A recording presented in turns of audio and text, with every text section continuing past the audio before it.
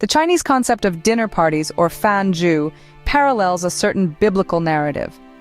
A fanju is more than just a meal. It's a strategic social event, a game of wits, where the smallest slip of the tongue or the slightest misstep can lead to severe consequences. It's a concept that is deeply embedded in Chinese culture, yet foreign to many outside of it. A well-known example from Chinese history is the Hongmen banquet, a dinner party that was actually a ploy to assassinate Liu Bang, who later became Emperor Gaozu of Han. Now, let's delve into an intriguing biblical narrative that echoes the same dynamics. In Luke 14, Jesus is invited to a Sabbath meal at the house of a leading Pharisee. This dinner, however, was not just about breaking bread together. It was a trap set by the Pharisees to find a way to accuse Jesus. But Jesus, fully aware of their intentions, doesn't shy away. Instead, he seizes the opportunity to turn the tables.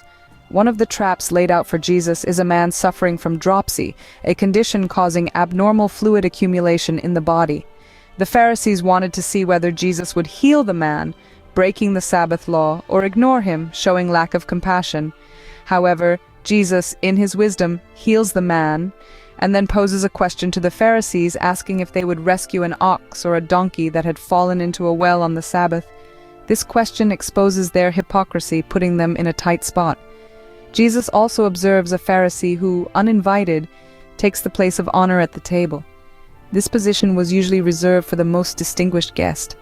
Jesus uses this opportunity to teach a lesson about humility, saying, "When you're invited to a wedding feast, don't sit in the place of honor, for someone more distinguished than you may have been invited.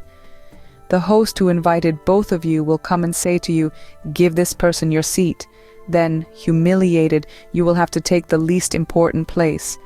This biblical narrative teaches us about the character of a true believer, one who does not envy, does not boast, is not proud, does not dishonor others, and does not seek their own advantage. In the words of Jesus himself, "For all those who exalt themselves will be humbled, and those who humble themselves will be exalted." Luke 14:11. In summary, the concept of fanju in Chinese culture and the biblical story from the Gospel of Luke share striking similarities. Both scenarios involve strategic social settings where actions and words carry significant weight, and both illustrate the importance of humility and wisdom in navigating these complex social situations. The lessons gleaned from these narratives are timeless and universal, serving as a reminder for us all to approach life with humility, wisdom, and love for others.